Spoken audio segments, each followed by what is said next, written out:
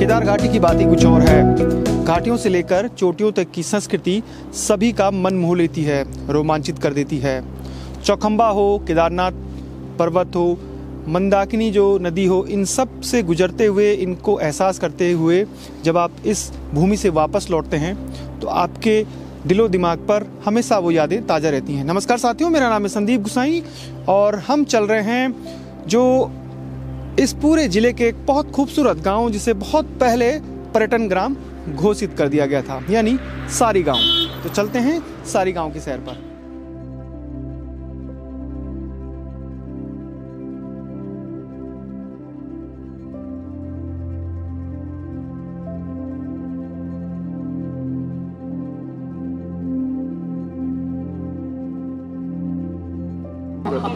Highway बंद होने का कोई मतलब है नहीं।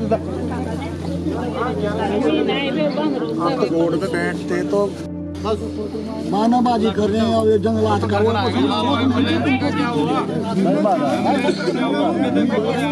क्या हो रहा है इनका? कहाँ से हैं आप? ये सारी से ना भाई जी, आप नहीं टूरिस्ट है ना? नहीं, ये इनकी वाइफ है। ये मेरी वाइफ है और हम दोनों जा रहे हैं, है ना। अब और कोई नहीं है। देखो, एक उत्तराखंड में जब भी सड़क पर जाम लगता है, कभी शराब को लेकर, कभी अलग अलग मांगों को लेकर, तो जो सबसे ज़्यादा भुगतते हैं वो भुगतते हैं पर्यटक और जो जेन्युइन लोग होते हैं, जैसे किसी की स्वास्थ्य खराब है। अब हम जैसे ही ऊखीमठ से आगे बढ़ते हैं चोपता देवरिया ताल, तो ये गाड़ी में एक महिला खड़ी है और उनके जो परिजन हैं वो लगातार जो धरने पे बैठे हैं गाँव वाले, उनसे रिक्वेस्ट कर रहे हैं कि उनको जाने दीजिए। और ये धरना बिल्कुल भी नहीं उठ रहा है। तो उनकी जो भी मांग है वो तो अलग है, लेकिन जो ग्रामीण हैं वो लगातार कह रहे हैं कि कम से कम इस गाड़ी को तो जाने दीजिए ताकि वो हॉस्पिटल जा सकें और दिखा सकें। अब आप खुद सुनिए इनकी जो बहस है वो कैसे हो रही है यहाँ पे। ऐसी बात है तो आपको भी राष्ट्रपति होने मेरी ड्यूटी में लगा दूंगा भैया, एक कॉपी आपकी। पर भाई उस गरीब को जाने तो मर गया था, कौन जिम्मेदार होगा? बाकी जो करना करो, पहले उनकी तबीयत जाने दो। कैसे थोड़ा होता है, वो रो रही है यार लेडीज पीछे, कोई किसी की माँ है, वो किसी के बहन है यार। मेरा लोग जाने दो, पहले गाड़ी को जाने दो, बाद में सब बात करो आप लोग। पहले तो जाम कर ही नहीं सकते रोड। तो ये महिला मान गई है, महिला जो है वो अब उस गाड़ी को जाने दे रही है। बैठ जा, सब बैठ। पुष्पा देवी। पुष्पा जी, अभी आपने गाड़ी जाने दी, क्या हुआ? वो मरीज ज्यादा बीमार थी और यहाँ पर से सभी लोगों ने अपना सलाह मशवरा देकर वो एक मरीज को जाने दिया।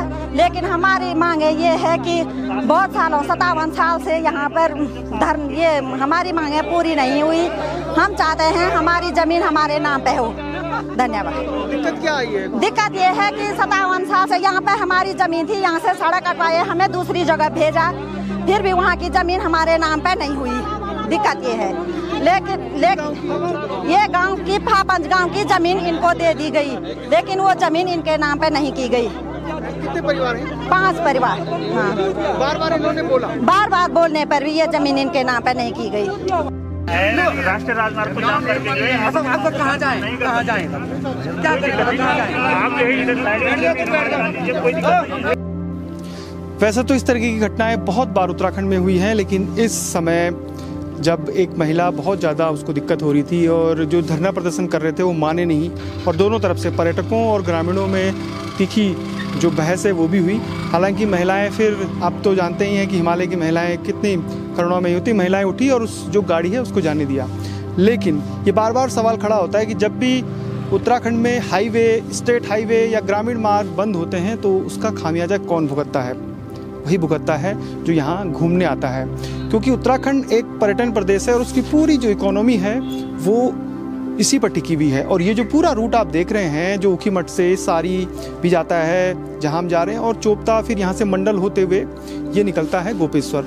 कितनी गाड़ियाँ इस पर खड़ी हैं, कम से कम 1000 गाड़ियाँ दोनों तरफ खड़ी हैं, जो नए साल के जश्न मनाने के लिए चोपता, तुंगनाथ, देवरिया ताल, इन पूरे इलाकों में आए हैं। तो अगर आपको भी इस तरीके के जो जाम में फंसने का अनुभव तो ज़रूर बताइएगा। लेकिन उत्तराखंड की तरफ से हम आपसे माफ़ी मांगते हैं, जितने भी पर्यटक उत्तराखंड में आ रहे हैं, बहुत बहुत सॉरी कि इस तरह की कई बार आपको झेलनी पड़ते हैं। इस समय भी बहुत सारे पर्यटक हैं जो फंसे हुए हैं, जिनको हो सकता है अपनी फ़्लाइट पकड़नी हो, ट्रेन पकड़नी हो, बसें पकड़नी हो। उनको अगर देर होगी तो हो सकता है उनकी जो ट्रेन फ्लाइट हो मिस हो जाएं। क्योंकि अगर हम किसी प्रदेश में जाएं और हमको ऐसा जो जाम में फंसना पड़े और हमारी ट्रेन मिस हो जाए तो हमारा भी जो अनुभव है वो अच्छा नहीं होगा। उत्तराखंड सरकार होश में, जिला प्रशासन होश में, गुंडागिर्दी नहीं चलेगी, गुंडागिर्दी नहीं चलेगी, नहीं चलेगी, तानाशाही नहीं चलेगी। मैडम कहाँ से आ रही हैं? मैं पुणे से आ रही हूँ। और कहाँ से आप लोग एंजॉय करके? हम लोग चोपटा गए थे, बहुत ही खूबसूरत जगह है और पूरा उत्तराखंड ही बहुत खूबसूरत है। तो एज अ टूरिस्ट मुझे ये जगह बहुत अच्छी लगी, बट ये बहुत ही अनएक्सपेक्टेड था। आप देख सकते हैं कि कितनी लाइन लगी हुई है और हमें भी दिल्ली समय पे पहुंचना है, वहाँ से मेरी फ़्लाइट है जैसा कि आपने बोला। तो और भी साथ में मेरी फ्रेंड और है, वो वहाँ पे गाड़ी में रुकी हुई है। हम लोग वेट ही कर रहे हैं बस ये खुलने का। आई थिंक खुल गया है शायद। जी जल्दी खुलेगा और जल्दी आप लोग पहुँचेंगे। पीछे 1.5-2 घंटे से यहाँ पे फंसे हुए। पब्लिक सही है पर गवर्नमेंट क्यों इनकी बात नहीं सुन रही है पिछले 57 ईयर्स से। सो हमको भी ये समझ में नहीं आ रहा है कि पब्लिक भी परेशान हो रही है, साथ में हम भी सब टूरिस्ट परेशान हो रहे हैं। आपको आज कहाँ पहुँचना है? आज हमको जाना है ऋषिकेश, पर ऋषिकेश हम लगता नहीं हम पहुँच पाएंगे क्योंकि ये अभी और 2 घंटा चलेगा पक्का। सो हमको ऋषिकेश पहुँचते ही रात हो जाएगी, तो रात को तो हम ट्रैवलिंग नहीं कर पाएंगे। आपकी फ्लाइट है ट्रेन है? नहीं, फ़्लाइट है हमारी। कब?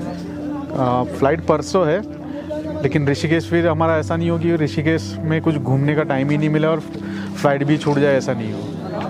सो बुकिंग सब करवाया है, सब फंसे हुए हैं इतने लोग। अभी तक का एक्सपीरियंस कैसा रहा चोपटा तुंगनाथ? इट्स ब्यूटीफुल, बहुत ही अच्छा है चोपटा। पर ये सब प्रॉब्लम की वजह से हम लोग भी अभी परेशान हो रहे हैं कि भाई ये क्या हो रहा है। सो अभी पता नहीं आगे कितना टाइम लगेगा। तो अभी देख रहे हैं हम लोग भी कि जल्दी से जल्दी ख़त्म हो और हम लोग भी हमारा ट्रैवलिंग शुरू हो जाए और इनकी भी प्रॉब्लम है वो प्रॉब्लम सॉल्व हो जाए।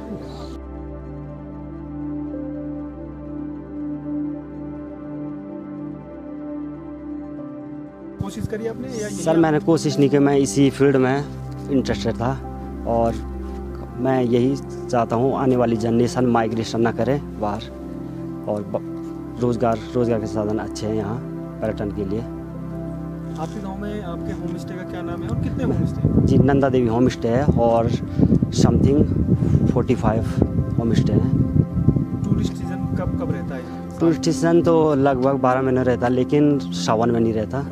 सावन में हाँ 2-3 महीने सावन में नहीं चलता, बाकी लगभग पूरा ही चलता। जो चार्ज हैं होम स्टे के आपके कितने हैं और लोगों के कितने हैं? जी सर वो तो अलग अलग हैं, लेकिन हमारे जो होम स्टे के चार्ज हैं वो 1200 रुपया पर रूम है। डबल बेड है, उसमें ट्रिपल शेयरिंग होती है। दूरियां जरा बताइए कहाँ से कितनी पहुँचने के लिए कैसे आएंगे? सारी गाँव सर ऋषिकेश से 192 किलोमीटर है।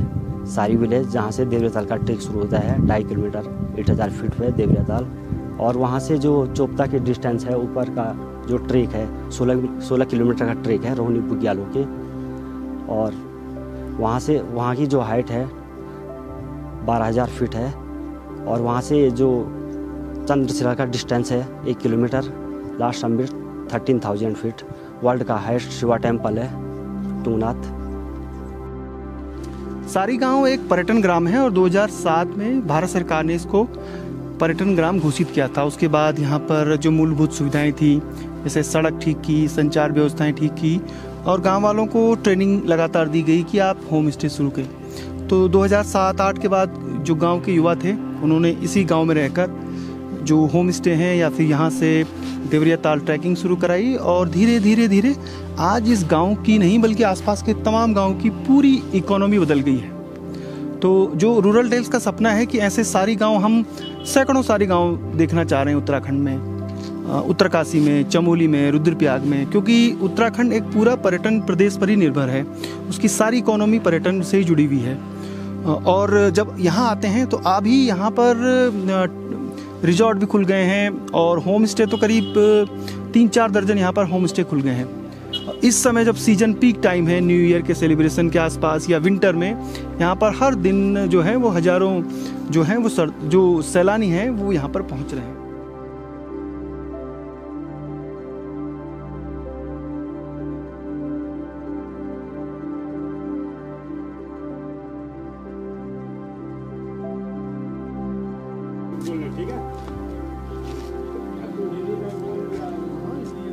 ये मेरा गांव सारी। ऊपर ऐसे मंदिर, बहुत अच्छे मंदिर हैं, और नीचे हमारे primary, secondary, senior secondary school, junior block. हमारी पढ़ाई यहीं हुई?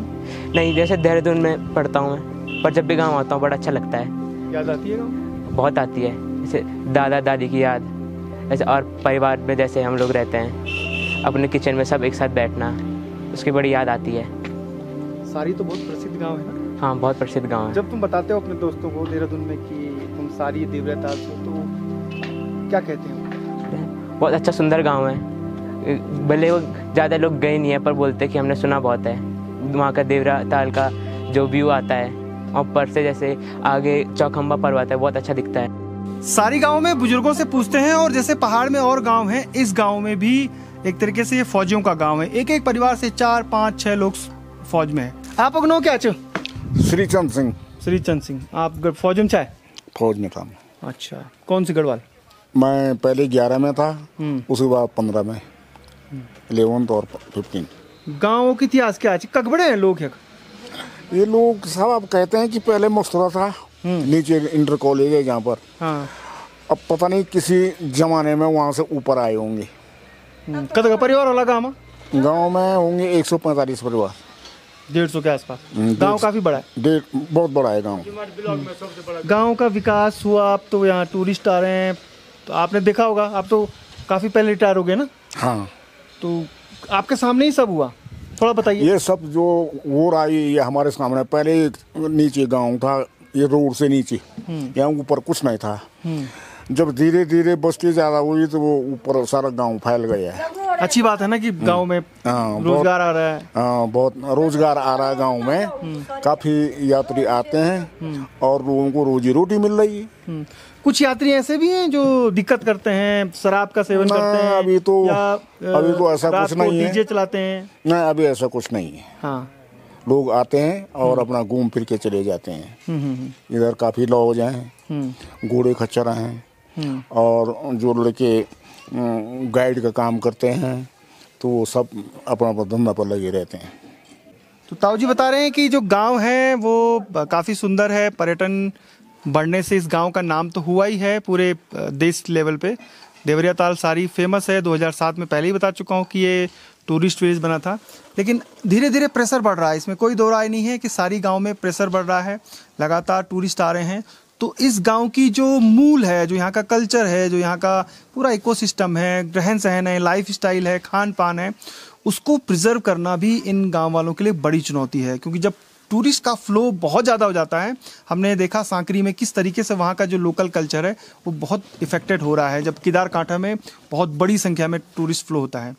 और कुछ ऐसा यहाँ ना हो, इसलिए इस गाँव के लोगों को आपस में बैठकर जरूर इस दिशा में बात करना होगा। उन टूरिस्टों से भी अपील है जो सीजन के टाइम पर आते हैं उत्तराखंड में और कई जगह उपद्रव भी मचाते हैं। कई बार हमने खबरों में सुना है कि ऐसी जगहों पर टूरिस्टों ने उपद्रव मचाया रात के समय, दिन में, और जो वहाँ का लाइफ स्टाइल है उसको वो प्रभावित करते हैं।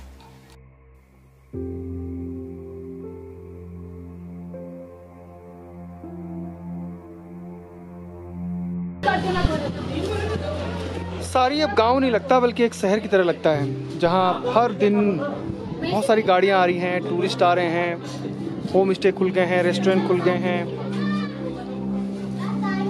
यार भाई जी, ऐसा है कि हम दिल्ली में बैठे हैं। वैसे तो मुझे उत्तराखंड, वैसे मैं खुद उत्तराखंड से हूँ, पर मैंने कभी एक्सप्लोर नहीं करा क्योंकि मैं दिल्ली में रहता हूँ। फिर मुझे ऑप्शन ढूंढने थे क्योंकि मुझे लोगों को उत्तराखंड दिखाना था। तो मैंने जब रूरल टेल्स आपका ब्लॉग देखा तो उसमें कई गाँवों की ऐसी ऐसी स्टोरीज देखी हैं मैंने, और मतलब जो किसी को पता भी नहीं होगा। और कई गाँव तो ऐसे हैं जो सुने भी नहीं है हमने, और उनका ब्यूटी, उनका लोकल जो उनका कल्चर है वो मतलब अननोन है, अनहर्ड है। तो अब हमें एक्सपीरियंस मिल रहा है कि हम लोगों को वही बातें सुना रहे हैं। अभी अब मैं आपसे जब मिला उससे पहले मैं ऑन द वे उनको यही स्टोरी सुना रहा था, और एकदम ऑन द मोमेंट आप मेरे को दिख गए।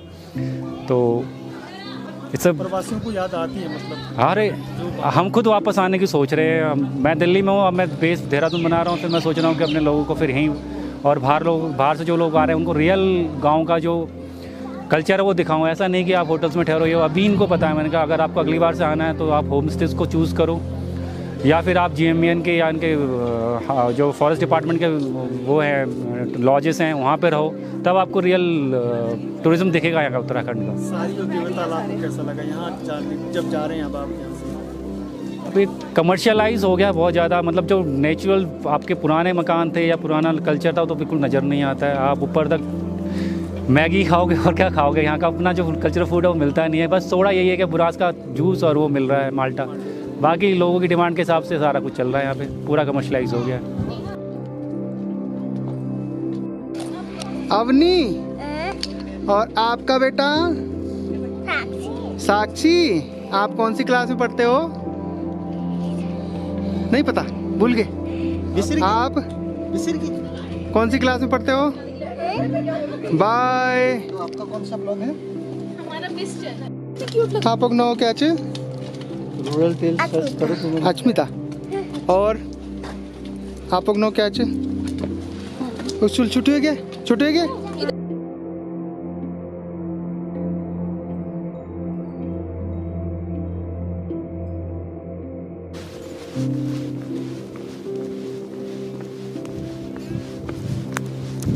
सारी गांव काफ़ी बदल गया है। 2010 में 2012 में जब मैं यहाँ आया था तब जो गांव था वो इतना यहाँ पर डेवलप नहीं था। लोगों ने अब बहुत बड़ी जो अपनी ज़मीन थी वहाँ पर अलग अलग होम स्टे बना दिए हैं। जो पुराने मकान थे वो बहुत कम हो गए हैं, सीमेंट के मकान लगातार बन रहे हैं। गांव की जो इकोनॉमी है वो तो बदल रही है, लेकिन गांव का जो इंफ्रास्ट्रक्चर है, जो पुराने पुश्तैनी मकान हैं वो भी धीरे धीरे शायद गायब होते जा रहे हैं और एक दिन ऐसा आएगा कि पुराने मकान बहुत कम बचेंगे। सारी गांव से सामने दिख रहा है चोपता तुंगनाथ, जहां बादल, तो कहते हैं कि तुंगनाथ में कभी भी मौसम बदल सकता है। और देखिए चारों तरफ धूप है, चारों तरफ गुनगुनी धूप है, लेकिन वहाँ पर बादल जो हैं वो चहलकदमी कर रहे हैं हवाओं के साथ।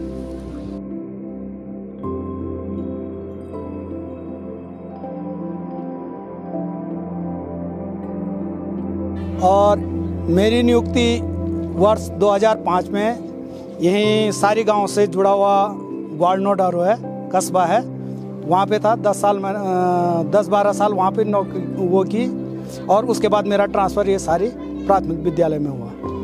बदलते देखा आपने इस गांव को बदलते? हाँ, मेरे सामने तो ये जो आज का परिदृश्य दिखाई दे रहा है उस समय तक तो कुछ भी नहीं था सारी गाँवों में। ये धीरे धीरे चेंजिंग जो आपकी दफ़े जो ये दिखाई दे रहा है वो धीरे धीरे इन 10-12 सालों में क्या हो गया, परिवर्तन हो गया बहुत सारे। पहले यहाँ बहुत अच्छा मकान था, एक पुराना। हाँ, पौराणिक मकान जो थे वो बहुत अच्छे थे। एक इधर बीच गांव में खोली वाला मकान है ना, जिसपे बहुत पुरानी कलाकृति है, आज वो ध्वस्त हो चुका है। और ध्वस्त होने का कारण भी हम ही लोग हैं, क्योंकि हम लोगों ने क्या किया, पौराणिक मकान छोड़ दिए हैं और नए मकानों की तरफ रुख कर दिया, तो वो उसी कारण वो ध्वस्त हुआ है।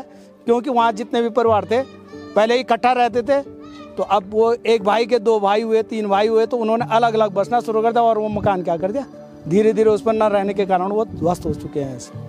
और भी मकान हैं जो अब धीरे धीरे खंडर हो रहे हैं गाँव में और लोग सीमेंट के मकान बना रहे हैं। और भी हैं ही 2-4 मकान, तो अब तो पुराने मकान तो हमारे देखते देखते 8-10 मकान ऐसे ही वो हो गए, ध्वस्त हो गए।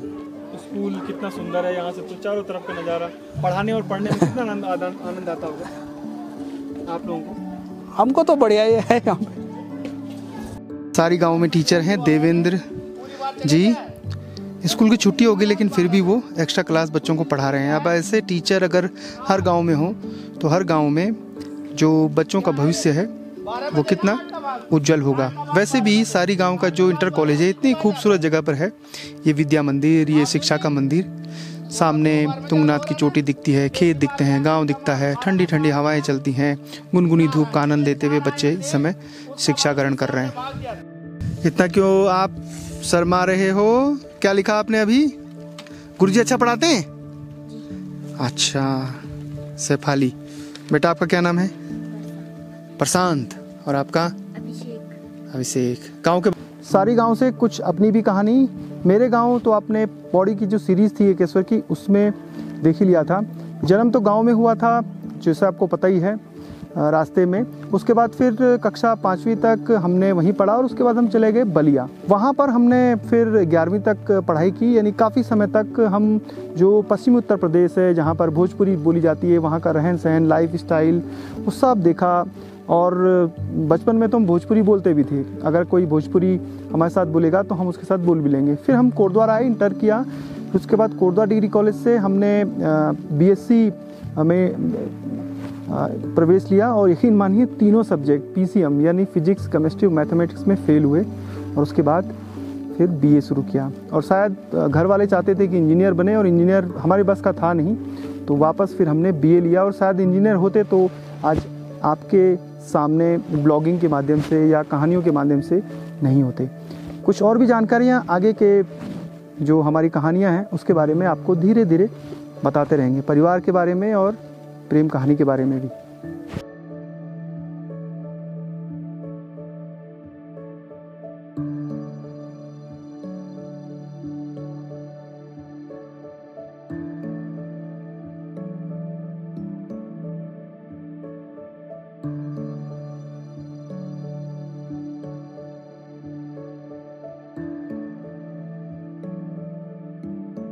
ये मकान भरत सिंह नेगी ने बड़े अरमानों से बनाया होगा और जब ये मकान तैयार हुआ होगा तो पूरे गांव के लोगों ने इसमें उनकी मेहनत लगी होगी, क्योंकि पहले गांव में जब मकान बनता था तो सब महिलाएं पुरुष उसके पाल डालने में, छत डालने में, मिस्त्री तो जो कारीगरी करते थे, लेकिन पूरा गांव तो शामिल होता था। ये पूरा उनका खोला है। आसपास के लोग यहाँ पर बैठ के मांगल गाते होंगे, गीत गाते होंगे।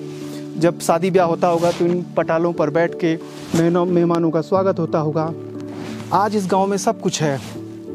इस गांव की पूरी इकोनॉमी बदल गई है, लेकिन कुछ मिसिंग है। वो मिसिंग जो चीज़ है वो इस मकान को देखकर आप समझ सकते हैं। सभी दीदी बोली हम संगठन निकोला तबिती दीदी बोली हम अगवड़ी बड़ोला दीदी अगवड़ी बड़ोला गौगड़ी माजेक दीदी डाली लगोला तबिती दीदी बोली हम कंछाई पोला दीदी कंछाई पोला सभी दीदी बोली हम संगठन निकोला तू डाली बोठुली दीदी हम बचोला दीदी हम बचोला तू डाली बोठुली दीदी हमी बचोला दीदी हमी बचोला स्कूल नौना नानी स्कूल बेजोला अंगूठी निशानी दीदियो कोई निलोला अंगूठी निशानी दीदियो कोई निलोला सभी दीदियो बोलो हम संगठन कोला तबती दीदियो बोलो हम अगवड़ी बड़ोला। जब ऊखी मठ में मांगल गीतों की प्रतियोगिता हुई थी यानी मांगल मेला, तो सारी गांव की महिलाएं, खुदेड़ में भी गुड्डी देवी प्रथम आई थी और जो समूह था समूह में मांगल गीत गाया था उसमें भी प्रथम आई थी। यानी इस गांव की महिलाओं में जादुई आवाज़ है। तो जब हम सारी गांव आए तो इनसे मिलके न जाएं ऐसा कैसे हो सकता है। तो हम सबसे पहले गांव में आए, गांव को आपको दिखाया लगातार। अब गुड्डी दी जो हैं उनके पास आ गए। आपकी आवाज़ में तो बहुत जादू है। वो जो खुदेड़ गीत आपने गाया था ना वहाँ पे, एक बार फिर से सुनाइए तो उसको। फिर से वो बेडू पाकी बारे कानी के जाना माजी मेरी माजी से सूरों की डरे जंगवरे की गाना लुकरा दगड़ाए माँ मेरी माजी कनी के खाना जंगोरे की बाल बाबा बेदहना दा मेरी माजी आँखा वांदा लाल काखड़ी की राड़ी सुबेरे उठो दो माझी मेरी माझी सासू द्योंदी गाड़ी काखड़ी के दला कति कालावंदी माझी मेरी माझी बेटी तभी लगे गला।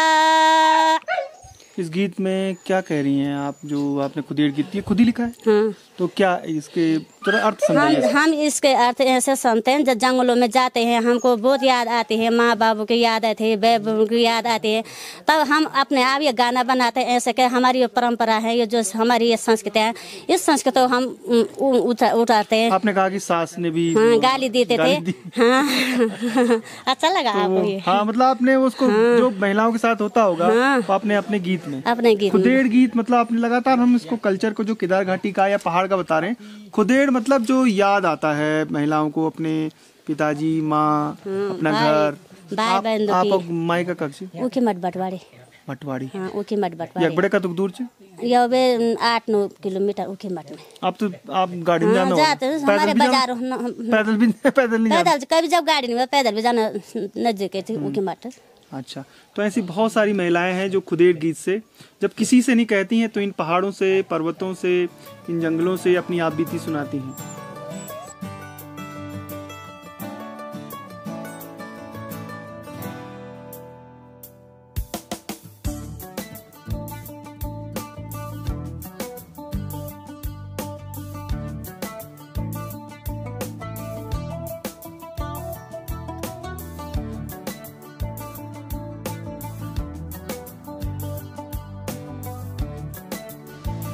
अंधेरा हो गया है, शाम हो रही है सारी गांव से। अब हम आपसे विदा लेते हैं। चंद्रशिला की चोटी पर बर्फ़ दिख रही होगी। दूसरे वीडियो की कहानी भी सुबह अर्ली मॉर्निंग हम शुरू करेंगे, यानी जो देवरिया ताल का ट्रैक है सुबह 5 बजे शुरू करेंगे। उसके लिए थोड़ा सा आपको इंतज़ार करना होगा। देवरिया ताल जो पूरी झील है उसकी क्या कहानी है, और जब वहाँ मेला लगता है जो देवरिया ताल है वहाँ पे कृष्ण जन्माष्टमी में, तो अगले एपिसोड में इंतज़ार करिए, देखते रहिए, शेयर करते रहिए। और इन गाँवों की खूबसूरत जो खुदेड़ मांगल गीतों की जो पिछली कहानियों में आपने सपोर्ट किया, जब संस्कृति को बचाने की मुहिम शुरू होती है तो उसमें केवल वीडियो रिकॉर्ड करने से, बनाने से नहीं होगा, जब तक आप उसको सपोर्ट नहीं करेंगे, शेयर नहीं करेंगे, ज़्यादा से ज़्यादा लोगों तक नहीं पहुँचाएंगे। फिलहाल संदीप गुसाई को इजाज़त दीजिए। जय नंदा, जय हिमाल।